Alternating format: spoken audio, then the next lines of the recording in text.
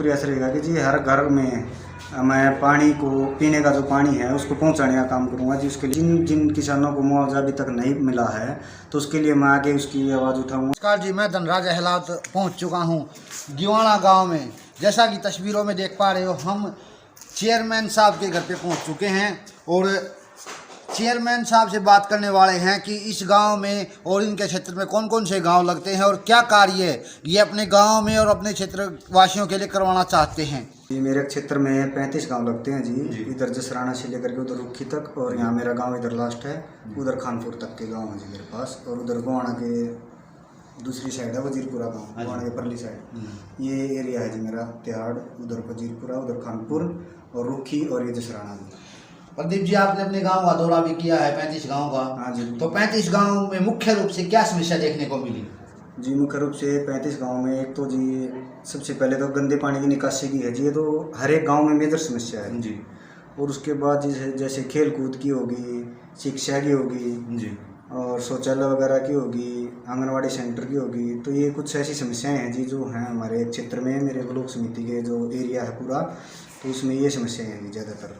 और कच्चे रस्तों की, खेत के जो रास्ते हैं वो कच्चे हैं जी। तो ज़्यादातर गाँव में किसी किसी गांव में पक्के हैं जी, बाकी सभी गांव में कच्चे ही हैं। जैसे सरकार भी चाहती है कि मतलब हर गांव का जो तालाब है वो उनका सौंदर्यीकरण हो। हाँ जी। और जो आपके 35 गांव लगते हैं उनमें काफ़ी तालाब भी, इनकी स्थिति भी काफ़ी ख़राब होगी। हाँ और गंदा पानी की निकासी भी आपने कही है। तो उन तालाबों को लेकर आपके क्या प्रयास रहने वाले हैं? जी तालाबों को लेकर मेरा ये प्रयास रहेगा जी कि मैं तालाबों को नवीनीकरण करवाऊँ। उनकी जो भी तालाब जैसे मान लो किसी बस्ती के पास है या किसी पंचायत ज़मीन के पास है, मंदिर के पास है, या किसी कोई भी सरकारी संस्था है उनके पास, तो उनकी 4 दीवारी करवाने का काम करवाने की कोशिश रहेगी जी। उसके पूरे प्रयास रहेंगे। और ये रहेगा जी कि निकासी का जो पानी है वो जोड़ की बजाय कहीं और गांव से बाहर किसी ड्रेन में या गंदे नाले में निकलवाने का काम प्रयास रहेगा जी।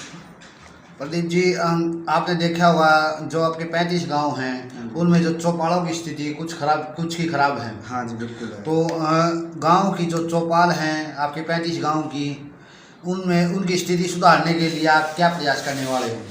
मेरे ये प्रयास रहेंगे जी, पहले तो जी देखो आजकल चौपालों के जो कम्युनिटी सेंटर्स वगैरह आ गए हैं जिनकी उन्होंने उनका स्थान ले लिया है। तो कोशिश रहेगी जी कि हर गांव में एक कम्युनिटी सेंटर तो ज़रूर बनवाने का प्रयास किया जाएगा जी।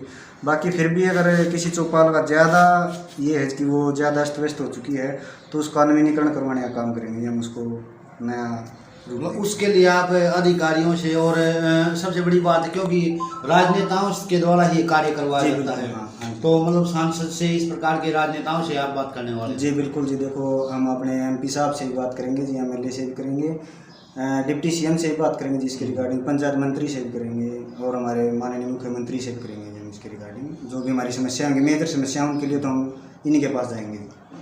एक मेजर समस्या किसानों की भी रही है, चाहे कुछ गांव में मुआवजा ना मिलने की बात हो, तो 35 के 35 गांव में जिनके गांव की किसानों की फसलें खराब हुई हैं उनको लेकर आपके क्या विशेष रूप से प्रयास रहेंगे? जी मेरे विशेष रूप से ये प्रयास रहेंगे कि जिन किसानों को मुआवजा अभी तक नहीं मिला है तो उसके लिए मैं आगे उसकी आवाज़ उठाऊंगा, और आगे या तो MP साहब के पास या CM साहब के पास या डिप्टी CM के पास जा करके उनको जल्द से जल्द मुआवजा दिलवाने का काम करेंगे। किसानों को जल्द से जल्द मुआवजा मिले। हाँ, ये आप चाहते हो? हाँ जी बिल्कुल, ये प्रयास रहेंगे कि हम जल्द से जल्द उनको मुआवजा दिलवाया जाए। आपके जो एरिया में किसानों से संबंधित और क्या क्या समस्याएं देखने को मिली? जी ज़्यादातर तो किसानों से संबंधित ये समस्याएं हैं कि उनके खेतों के रास्ते कच्चे हैं जी। हाँ जी। कि कच्चे रास्ते होने की वजह से जैसे जब कोई भी किसान बारिश के मौसम में खेत में जाता है तो वहाँ उनकी ट्रेली वगैरह, ट्रैक्टर ट्रॉली है वो फंस जाती हैं, और उनको आने जाने में, खेत पशुओं के लिए हरा चारा लेके आने में भी बहुत ही समस्याएं रहती हैं। तो मेरा प्रयास ये रहेगा कि मैं उन खेतों के रास्तों को पक्का करवा करके उनकी ये समस्या दूर करने का प्रयास है। गरीबों को की बात करें तो जैसे गरीबों की लैट्रिन बनवाने की बात होगी या गरीबों के मकानों का सर्वे की बात होगी, तो आपके 35 गाँव में गरीबों को लेकर विशेष रूप से क्या प्रयास कर रहे हैं? जी गरीबों को लेकर ये विशेष प्रयास ये रहेंगे कि जी हमें उनके जो मकान हैं उनका जो पहले तो मकान के जो रिपेयरिंग के लिए जो है उनको रिपेयरिंग के लिए जो रिपेयरिंग करने योग्य मकान है उनका रिपेयरिंग करवाने के लिए उनको मुआवजा दिलवाऊँ जी। उसके बाद भी अगर वो पॉसिबल नहीं है तो उनको नए मकान के लिए कुछ ना कुछ मुआवजा दिलवाने का प्रयास रहेगा जी। और शौचालय वगैरह के लिए जिस मकान में शौचालय नहीं है गरीब के घर में, तो वहाँ शौचालय बनवाने का काम प्रयास रहेगा जी। प्रदीप जी, आपको भी पता है कि गर्मी का मौसम आ चुका है, पानी की खपत ज़्यादा है। हाँ जी। तो आपके 35 के 35 गाँव में हर घर को जल मिले, इसके लिए आप क्या प्रयास करने वाले? मेरा ये प्रयास रहेगा कि जी हर घर में मैं पानी को, पीने का जो पानी है उसको पहुंचाने का काम करूंगा जी। उसके लिए पूरे प्रयास रहेंगे। हर गांव में पीने के पानी की सुविधा करवा करके, या तो वहाँ कोई भी सबमर्सिबल लगवा के या ट्यूबवेल लगवा के, गांव में पाइपलाइन दबवा के हर घर तक पीने का पानी पहुँचाने का प्रयास रहेगा जी मेरा, ताकि किसी को कोई दिक्कत ही ना रहे पीने के पानी की। चेयरमैन साहब, बात करते हैं शिक्षा की। शिक्षा का अहम रोल होता है हर एक गांव में, और 35 गांव आपके अंतर्गत आते हैं। हाँ जी। तो 35 गांव में शिक्षा में सुधार को लेकर आपके क्या प्रयास रहेंगे? शिक्षा को लेकर मेरे प्रयास हाँ जी। तो सरकारी स्कूलों में बच्चों की शिक्षा के लिए पहले तो जो स्कूल की बिल्डिंग्स वगैरह हैं उनका नवीनीकरण करवाने का काम करेंगे जी हम। हाँ जी। हाँ जी। उसके बाद जो जैसे भी हम स्कूलों का दौरा करेंगे और बच्चों का जो भी कोई समस्या है, कोई दिक्कत है, तो उसका वहीं हम उनकी समस्या सुन के बच्चों से उसका निपटारा करेंगे। और हम सरकारी स्कूलों में बच्चों की संख्या ज़्यादा करवाने की पूरी कोशिश करेंगे। गांव जा करके हम बच्चों के पेरेंट्स को जागरूक करोगे आप? हाँ जी, पेरेंट्स को जागरूक करेंगे जी कि अपने बच्चों को सरकारी स्कूलों में पढ़ाओ, वहाँ भी अच्छे टीचर हैं। और जिस भी स्कूल में स्टाफ की कमी होगी तो वहाँ उच्च अधिकारियों के पास जाके या फिर उससे भी ऊपर जा करके हम स्कूलों में स्टाफ का उपलब्ध करवाने का पूरा काम करेंगे। चेयरमैन साहब, सरकारी स्कूलों में बात करते हैं, कई स्कूलों में पानी की काफ़ी किल्लत रहती है और बच्चे काफ़ी परेशान रहते हैं। तो पानी को लेकर सरकारी स्कूलों में पानी की किल्लत ना हो, पानी की समस्या ना हो, उसको लेकर आपके क्या विशेष प्रयास रहेंगे? मेरे विशेष प्रयास ये रहेंगे कि हम कोई ना कोई ऐसा तो कोई साधन करेंगे, जैसे सबमर्सिबल लगवा करके हम स्कूल में उसके लिए पानी मुहैया करवाएंगे। या फिर जब तक ऐसा कोई प्रावधान नहीं होता है या नहीं ये करवा पाते हैं तो हम कोई ना कोई जैसे टैंकर वगैरह लेकर के डेली 1-2 टैंकर स्कूल में पहुंचाने का काम करेंगे। बहुत बढ़िया प्रयास। पीने की समस्या ना हो जी, पीने के पानी। एक चिकित्सा व्यवस्था को लेकर आपके क्या प्रयास रहेंगे 35 के 35 गांव में, कि हर गांव में कम से कम एक डिस्पेंसरी जरूर हो, क्योंकि आपातकालीन स्थिति में प्राथमिक सहायता मरीजों को मिल सके जी। तो उसको लेकर क्या प्रयास रहेंगे? जी मेरे प्रयास ये रहेंगे जी, जिन गाँव में PHC सेंटर खुले हुए हैं तो उनको जो वो जैसे खुले हुए हैं तो उनमें स्टाफ की कमी है तो उनको स्टाफ को उपलब्ध करवाने की कोशिश रहेगी।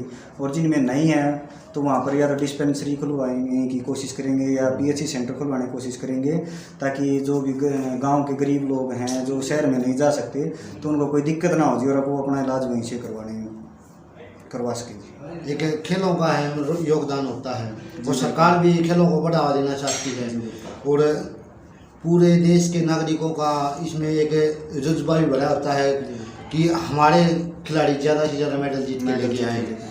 तो खेलों के लिए विशेष रूप से आपके क्या प्रयास रहने वाले? खेलों के लिए मेरे ये विशेष प्रयास रहेंगे कि जी जिन वैसे तो तक जैसे गांव का दौरा करके पहले तो ये देखा जाएगा किन गांव में स्टेडियम है या नहीं है। जिन गांव में स्टेडियम है उनमें कोच हैं या नहीं है, खेल के पर्याप्त साधन हैं या नहीं है, तो उनको उपलब्ध कराने का प्रयास रहेगा जी मेरा। और जिन गांव में ऐसे साधन नहीं है, स्टेडियम ही नहीं है, तो वहाँ पर कोशिश रहेगी जी कि हम वहाँ स्टेडियम बनवाएँ और बच्चों को खेल के प्रति जागरूक करेंगे ताकि उनका भविष्य उज्ज्वल हो सके। एक चेयरमैन साहब, बात करते हैं युवाओं की। आप भी युवा हो, आपको भी पता है, जैसे आपने भी क्षेत्र का दौरा किया, दिन प्रतिदिन युवा नशे की तरफ ज़्यादा अग्रसर हो रही है। तो युवाओं को नशे की लत छूटे, उसको लेकर आपके क्या विशेष प्रयास रहेंगे? जी देखो, वैसे तो आज का युग ऐसा ही है कि बच्चे ज़्यादातर नशे की तरफ ही अग्रसर हो रहे हैं, लेकिन मेरा प्रयास ये रहेगा जी कि मैं बच्चों को ज़्यादा से ज़्यादा खेल की तरफ अग्रसर कर सकूं। बिल्कुल सर, बहुत बढ़िया सोच है आपकी। जैसे ही खेल की तरफ अग्रसर होंगे बच्चे तो उनका ध्यान खेल की तरफ होकर के नशे से हट जाएगा। हाँ जी। और जैसे नशे से हटेगा तो बच्चे खेल में भी आगे निकलेंगे और हमारे देश का नाम भी रोशन करेंगे और प्रदेश का नाम रोशन करेंगे। बहुत बढ़िया सर। एक स्वच्छता को लेकर आपके क्या प्रयास रहने वाले हैं और पर्यावरण को भी शुद्ध करने के लिए जैसे पेड़ पौधे लगाए जाएंगे, इस प्रकार के अभियान भी सरकार भी बढ़ा देना चाहती है। तो स्वच्छ भारत मिशन के तहत जो अभियान चलाए जा रहे हैं उनको लेकर आप किस प्रकार बढ़ावा देने वाले हो? देखो जी, स्वच्छता के रिगार्डिंग तो मैं यही कहना चाहूँगा, सबसे पहले तो गांव में निकासी जब तक नहीं होगी गंदे पानी की तब तक कोई भी गांव स्वच्छ नहीं हो सकता। बिल्कुल ठीक। हमारे साथ आज ब्लॉक समिति के चेयरमैन थे प्रदीप जी गिवाना गांव से।